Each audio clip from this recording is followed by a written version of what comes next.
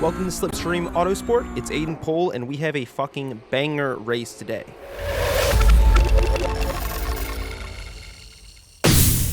So we start off in P2. We had a really good qualifying time. We had just done our 100 laps trying to beat that world record. So we came in with a 105.580, 2 thousandths behind the pole sitter, So I knew this was going to be a close one. Starting off with the defensive line per usual. Car number, he started in P4. This is car number 2, sends it up the inside with a fantastic launch, gaining the lead into the first corner. We take a very reserved inside line here, just trying to stay alive and keep everybody on the track. Coming into the next corner, and Byron, who is the pole sitter, takes that corner. We just settle in behind, and I was really happy that that guy initially got that launch to take the lead, because what I figured was that me and Byron were faster, or at least more comfortable. That's what the qualifying times would suggest, at least. And that the car number 2 would hold up Byron to some extent to give me some sort of opportunity to catch up and maybe contest Byron later in this race. As the laps went on, Byron did just that. He began to catch this guy up, and I kind of kept a similar gap to Byron, just watching them fight as they got closer and closer. And the pressure from Byron was definitely getting to car number 2, making a few small mistakes here and there. You can see my gap kind of growing as I'm sitting behind, just waiting for something to happen. They've kind of been on each other's tail for a while now. This is about lap 6.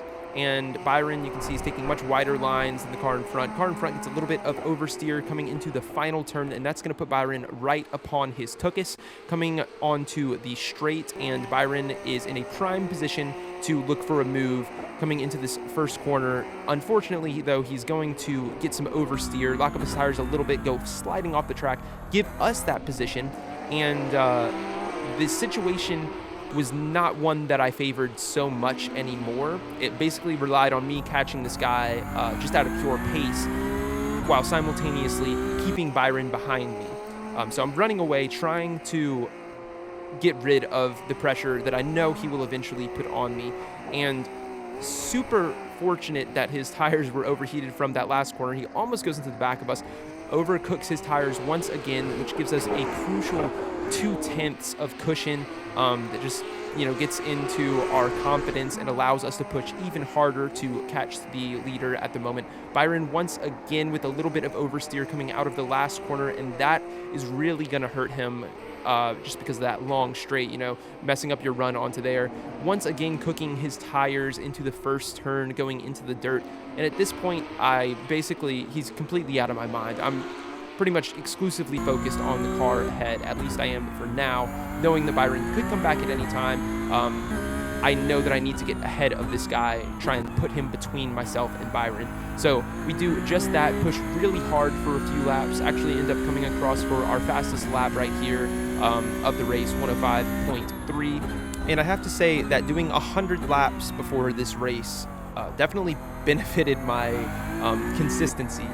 I felt like I could really just drive this track with a ton of confidence after that, and doing that, I felt like I would eventually put enough pressure on this guy to make some sort of mistake, hopefully, or look for a move, and eventually that mistake does come. He slides out going into the first corner, deadly corner, all the way into the dirt. We get around there freely, and he actually ends up rejoining around the same time Byron catches up. So they go side by side into that next corner. He gets a little bit of the curb coming out of there and ends up settling behind Byron, and that would basically be all of the fight that he would put up. So my plan didn't exactly work. He got around him pretty easily, and I knew that Byron was coming. He had actually closed up that gap to me by about half a second in the last few laps. That ahead is a back marker. Here's a better visual representation of the gap between me and Byron. And the situation now became one of getting around back markers, losing minimal time, and hoping that they would slow Byron down, because we're not even halfway through the race at this point, and we're already catching the back markers of the group. Coming up the hill, and this guy slides out. There's another guy on the side, so that's 2 that we don't have to worry about. They didn't hold up Byron at all, though, so that didn't help me too much. Coming around on the next lap, we catch this guy who pulls over for us. Thank you.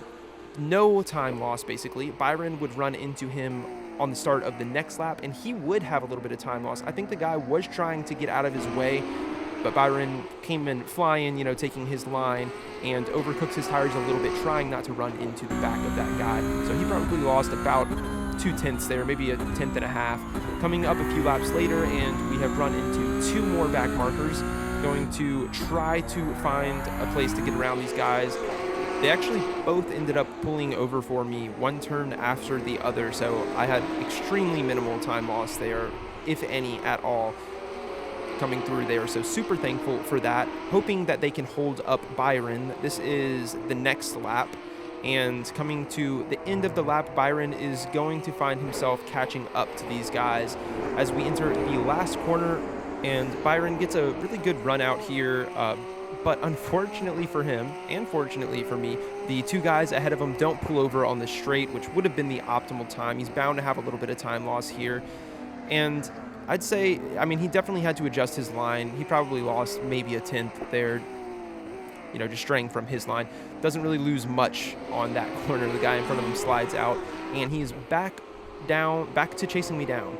So I am running once again like a little rabbit. Every time he gets around those back markers, he starts to close up that gap. So I am desperately trying to put people between us. That orange car, thankfully, was off of the track by the time I came around. Byron comes around and he moves to the side, so keeps Byron on our tail and keeps us applying pressure to the cars in front, trying to get around these guys, hoping that they will open up a gap for me somewhere.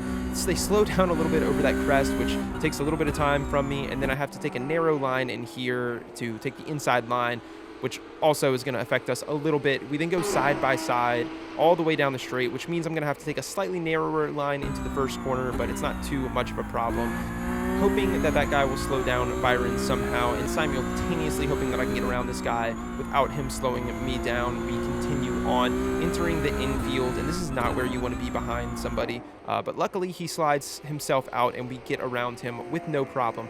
As Byron comes through, though, the car rejoins and makes Byron adjust his line pretty massively, which helps us out. He then kind of gets stuck behind this guy for the rest of that lap, once again helping us out.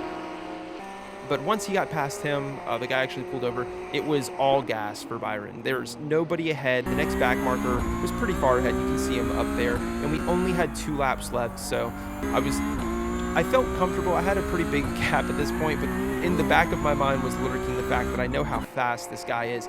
And this is the gap by the last lap. He had closed it up so much. He was absolutely hauling ass for these last 2 laps, and I knew it.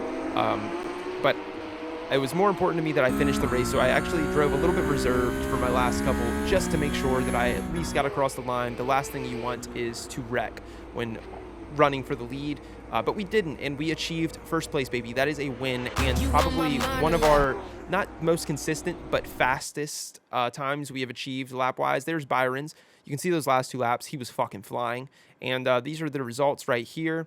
Byron, super fast, dude. 105.1, ridiculous. We did gain both safety rating and I rating, and it's crazy to see my I rating this high, considering in December it was at 2,128.